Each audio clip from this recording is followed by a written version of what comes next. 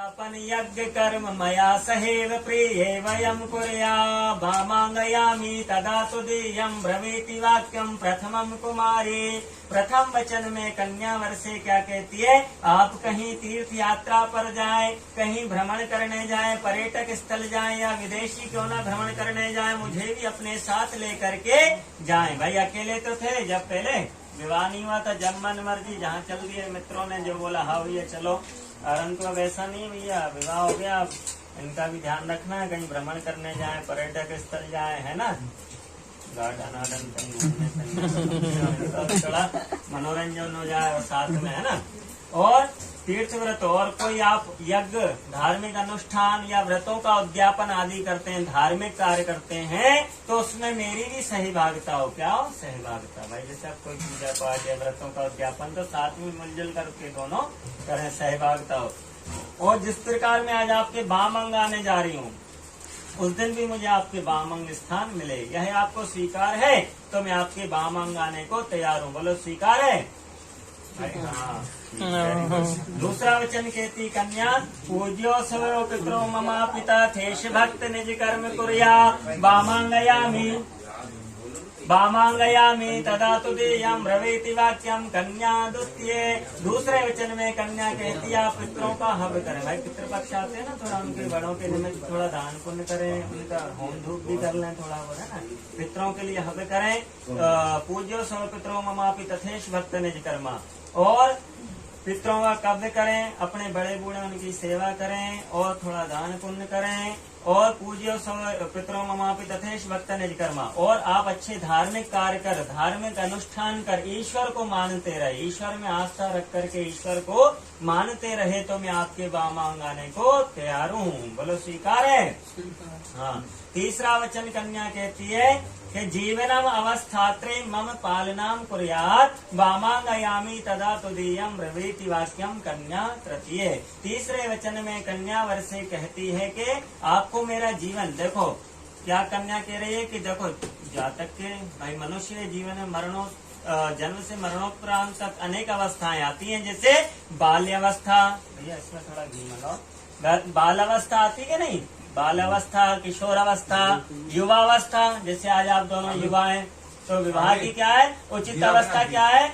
युवावस्था। तो बाल्यावस्था, युवावस्था, भाई किशोर अवस्था, बाल अवस्था, युवावस्था, किशोर अवस्था, पौर्ण अवस्था और वृद्ध अवस्था भी आती है नहीं? बुढ़ापा कि जवानी रहोगे दिन हमेशा नहीं, तो वृद्ध अवस्था भी आती है। तो कन्या इसी बात का ध्यान रखते हुए कह रही कि आज तो मैं युवा हूँ, आप मेरा पालन भरण पोषण करेंगे, परंतु आपको मेरा पूर्ण अवस्था में और वृद्ध अवस्था में भी मेरा साथ देना है, मेरा पालन करना है, मेरा साथ नहीं छोड़ना है।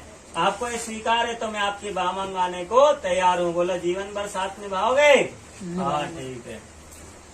चौथा वचन कहती कुटुम्ब वंश पालन कर्तु प्रतिज्ञा यदि कांतम कुर्या वामांगयामि तदा तुदीयं ब्रवीति वाक्यम कन्या चतुर्थ। कन्या देखो क्या ख्याल रखते हुए कह रही, देखो आज विवाह हुआ है तो ये अपना भाई अपने परिवार से आपके कुल में जा रही है कि नहीं, तो आपकी एक तो वृद्धि हुई, परंतु आगे जाकर के देखो कुल भी बढ़ेगा, यहीं से परिवार का आरंभ होता है। भाई कुल वृद्धि भी होती, तो इसी का ध्यान रखते हुए कह रही कि आपको मेरा तो भरण पोषण करना, परंतु जो कुटुंब बढ़ेगा, वंश बढ़ेगा, उनका भी भरण पोषण करना है। और मेरा और बाल कुटुंब का नहीं, अपने माता पिता का भी करना है, सबको लेकर के चलना है। मेरा पालन कुटुंब का और वंश का पालन आपको करना है। देखो घर गृहस्थी में और भी नाना प्रकार की वस्तुओं की सामग्री की आवश्यकता पड़ती है, तो आप अपने जिम्मे कहते हैं कि जब तक घर का, समझ रहे, जब तक का विवाह नहीं हो जाता, जब तक वह सारी जिम्मेवारियों से मुक्त ही माना जाता है। कैसे? जब अभी विवाह नहीं हुआ था, भले आपकी पूरी घर की जिम्मेवारी आपके कंधे पे थी, परंतु आप उससे मुक्त माने जाते थे। परंतु आपका विवाह हो गया, आप बंधन में बन चुके, आप अपनी जिम्मेवारियों का निर्वाह करेंगे, जिम्मेवारियों से बच नहीं सकते, भाग नहीं सकते। जो घर गृहस्थी की बहुत सारी जरूरतें होती हैं, तो उनकी आपको पूर्ति करनी होगी, करेंगे ना? हाँ।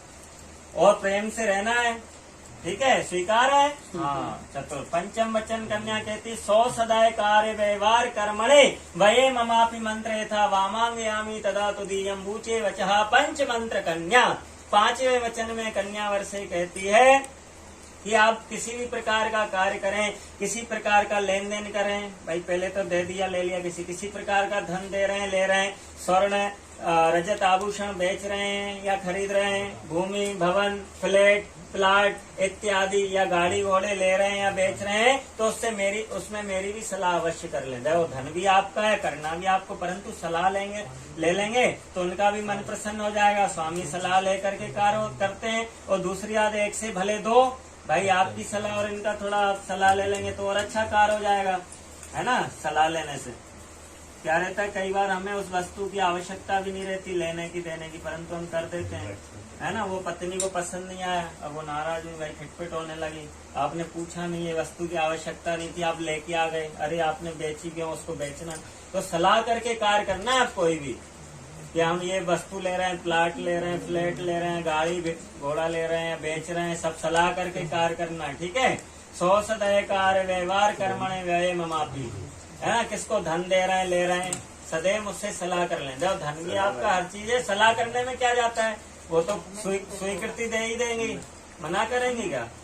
लेकिन क्या, बिन विचारे जो करे सो पासे पछताए, भाई विचार विमर्श करके कार्य करोगे तो पछताने की आवश्यकता नहीं पड़ेगी। इसलिए आप कोई भी कार्य करें आज से तो सलाह अवश्य कर लें, ठीक है, करोगे।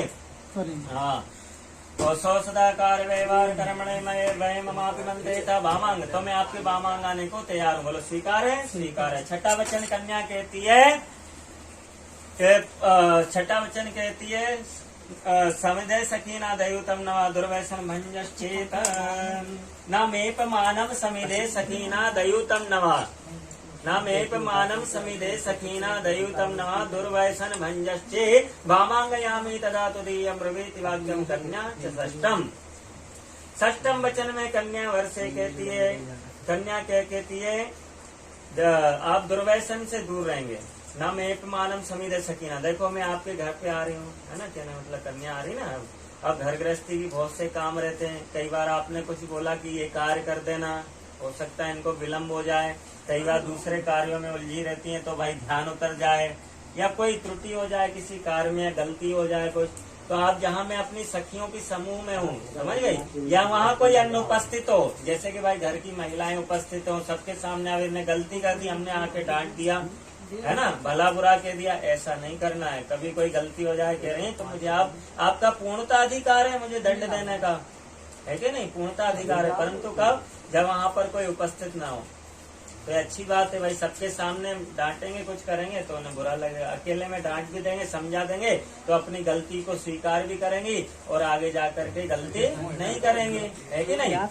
तो भाई जब बुरा लगता है ना, 10 लोगों के सामने डांटोगे और अकेले में डांट के समझा दोगे तो प्यार से भाई वो गलती भी नहीं करेगा और उसे बुरा भी नहीं लगेगा।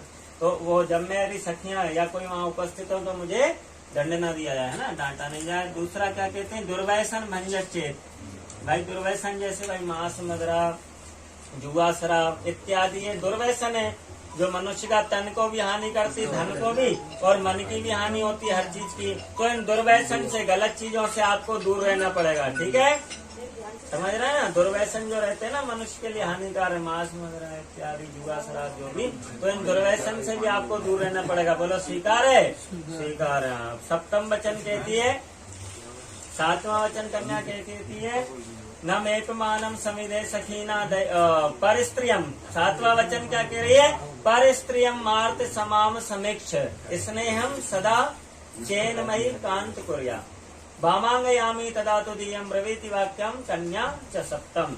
7वें वचन में कन्या क्या कह रही है, कन्या कह रही है कि आप न मेपमानम समिदे सखीना दयुतम नवा दुर्वैसन वंजते परिस्त्री मार्त समाम। आपको परिस्त्री है ना, जो अब विवाह हो गया आपको, तो आप परिस्त्री को आप किस नजरों से देखोगे, आपसे बड़ी है तो उसको अपनी माता की दृष्टि से, और आपसे बराबर है तो आप उसकी अपनी बहन की दृष्टि से देखें, आपसे छोटी है तो अपनी कन्या रूप में यानी उस दृष्टि से उसको देखेंगे। और हमारे यानी पति पत्नी के बीच के प्रेम में, संबंध में अन्य किसी को नहीं आने देंगे, ठीक है ना भाई। अन्य पहले भले आती जाती रहे जो भी रहा, तो अब नहीं, ये तो बता रहे हैं तो सज्जन आदमी, तो आप अन्य किसी को नहीं आने देना है।